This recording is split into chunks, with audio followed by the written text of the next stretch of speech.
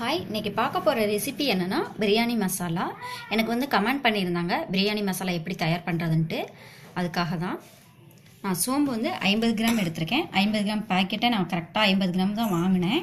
அப்போ தான் நமக்கு கரெக்டான மெஷர்மெண்ட் கிடைக்கும். அதுக்காக தான் 50 கிராம் சோம்பு, 10 கிராம் ஏலக்காய். நீங்கள் 10 கிராம் வாங்கிக்கோங்க.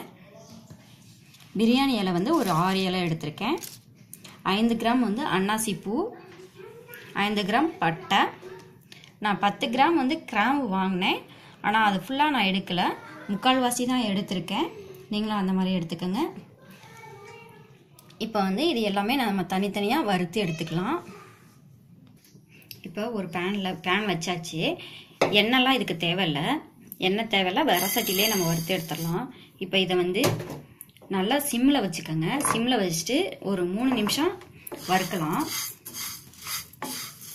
சிம்மில் வச்சு வறுத்திங்கன்னா தான் கருகாமல் இருக்கும். அதுக்காக தான் நல்ல வாசனையாகவும் இருக்கும் மசாலா. நல்லா இந்த மாதிரி கிண்டி விட்டுக்கிட்டே இருங்க, அப்போ தான் வந்து கருகாமல் இருக்கும்.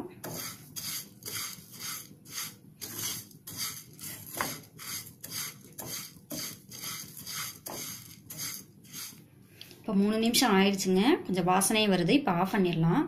ஆஃப் பண்ணிவிட்டு இதை மாற்றிடலாம். இப்போ மறுபடியும் அன்னாசிப்பூ, ஏலக்காய், கிராம்பு, பட்டை இதை எல்லாமே சேர்த்து வறுத்துடலாம். இப்போ இதையும் 3 நிமிஷம் நல்லா வறுத்து எடுத்துடலாம்.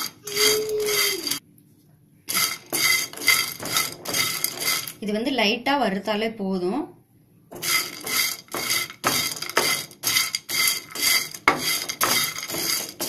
இப்போ இதோட கடைசியாக பிரிஞ்சி இலை சேர்த்துட்டோம். இதை வந்து மிக்ஸ் பண்ணிவிடுங்க, போதும். அந்த சூட்லேயே வந்து நல்ல ஒரு வாசனை கிடைக்கும். இப்போ ஆஃப் பண்ணிடலாம். இப்போ இது எல்லாமே ஒன்றா கலந்து ஆறுன பிறகு ஒரு மிக்சி ஜாரில் போட்டு நல்லா நைஸாக அரைச்சி எடுத்துடலாம். பிரியாணி மசாலா வந்து அரைச்சி எடுத்தாச்சுங்க. நல்லா ஒரு வாசனையாகவே இருக்குது. நான் என்னோடய வீடியோவில் எல்லாமே இந்த மசாலா தான், பிரியாணிக்கு மட்டும் நான் இந்த மசாலா தான் நான் ஆட் பண்ணுவேன். கரம் மசாலாங்கிறது அது வேறு வீடியோ, அது வேறு மாதிரி. அதில் இன்னும் வந்து மிளகு எல்லாமே சேர்க்கணும். நான் அதையும் ஒரு வீடியோ விடுறேன். நீங்களும் உங்கள் வீட்டில் இந்த மாதிரி ட்ரை பண்ணி பாருங்கள். இந்த வீடியோ பிடிச்சிருந்துச்சுன்னா சேனலை சப்ஸ்கிரைப் பண்ணுங்கள். தேங்க்யூ.